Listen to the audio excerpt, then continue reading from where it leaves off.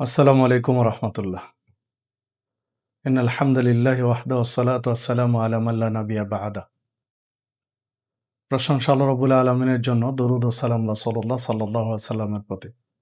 ক্বালা রাসূলুল্লাহ সাল্লাল্লাহু আলাইহি ওয়াসাল্লাম, মান কানা লাহু সাআহ ওয়া লাম ইউদাহি ফালা ইয়াকরিবান্না মুসাল্লানা। রাওয়াহু ইবনে মাজাহ বিইসনাদিন সহিহ। সম্মানিত দ্বীনী ভাতৃমণ্ডলী, দেশে এবং প্রবাসে যারা দেখছেন সকলকে জানাই আন্তরিক ধন্যবাদ, মোবারকবাদ।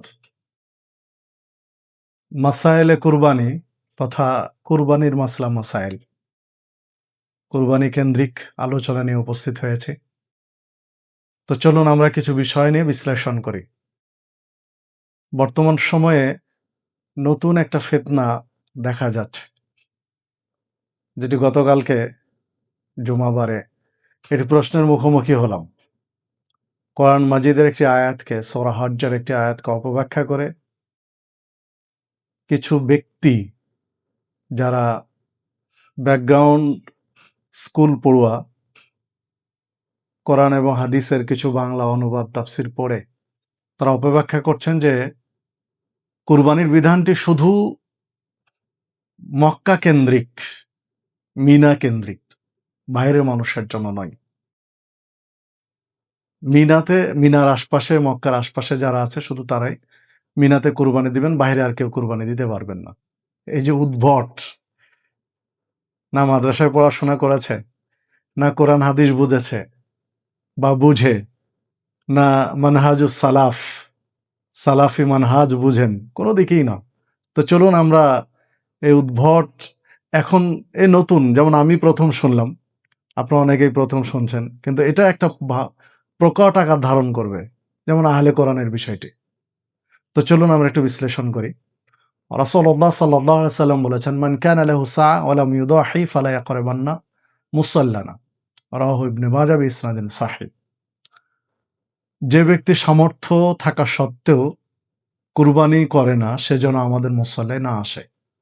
ইবনে মাজাহর মধ্যে হাদিসটি বর্ণিত হয়েছে এবং গ্রহণীয় সানাদে, হাসান সানাদে।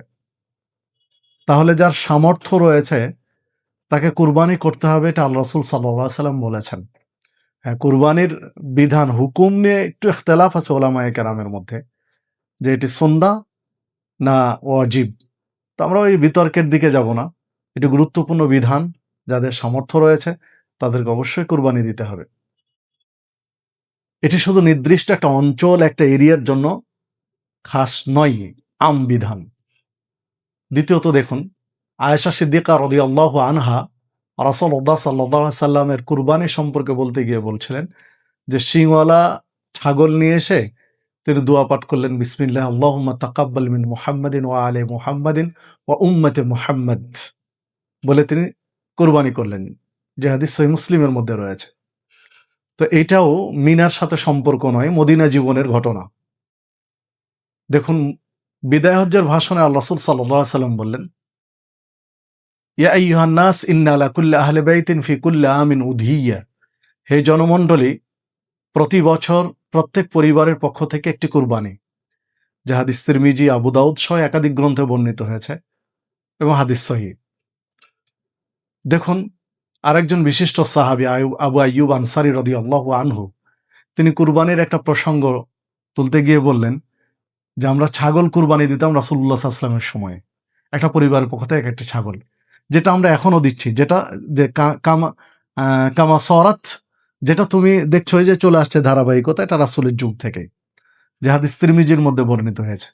সর্বসাকুল্যে প্রত্যেক বছর প্রত্যেক পরিবারকে একটি করে কুরবানি দিতে হবে, যাদের সামর্থ্য রয়েছে। এটি হচ্ছে শরঈ বিধান। আসুন আমরা ইসলামের বিধানে কুরবানি এটা পালন করার চেষ্টা করি। এই যে নব্য জাহেলিয়াত, এই যে দু একজন ব্যক্তি কোত্থেকে যে এদের আবির্ভাব হয়, এসব নোংরা মানসিকতা, এসে বলে কি যে এটা হত্যা, পশু হত্যা।